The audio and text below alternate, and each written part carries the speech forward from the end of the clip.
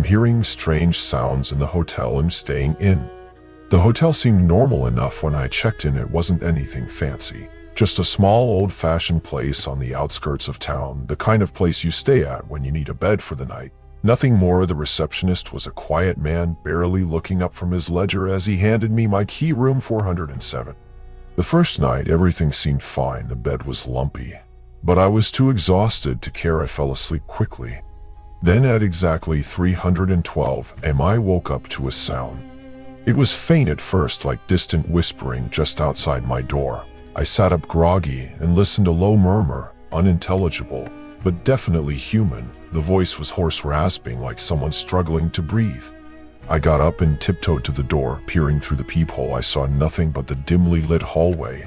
The whispering stopped. My heart pounded. I told myself it was just my imagination, maybe the wind outside. I went back to bed.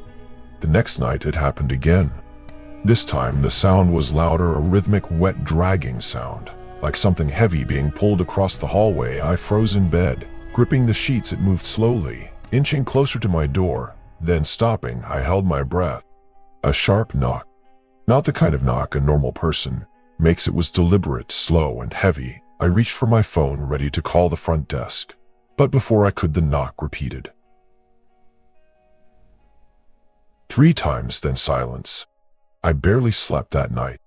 The following morning, I asked the receptionist if anyone else had reported strange noises. He barely reacted, just gave me a blank stare before shaking his head. "Old building," he muttered. "You hear things." That night I locked my door and barricaded it with the chair from the desk. I didn't care if I was being paranoid. I was done playing games. At 312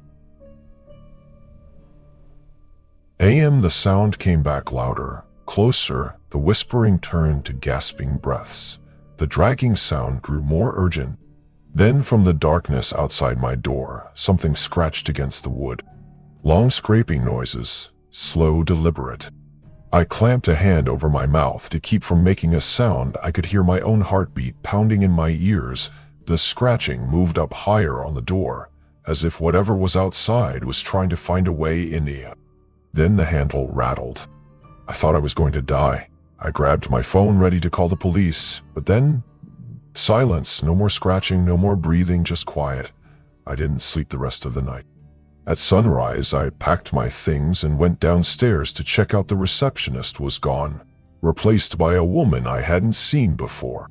"I need to check out," I told her. She raised an eyebrow. "You were in 407, right?" I nodded. She hesitated, then leaned in slightly. "That room hasn't been occupied in months." I stared at her. "What are you talking about?" I've been staying there." She shook her head, her expression unreadable. "That room is supposed to be empty. No one's been in there since the incident." I didn't ask what the incident was. I didn't want to know. I just grabbed my bag and left. I don't think I'll ever stay in a hotel again.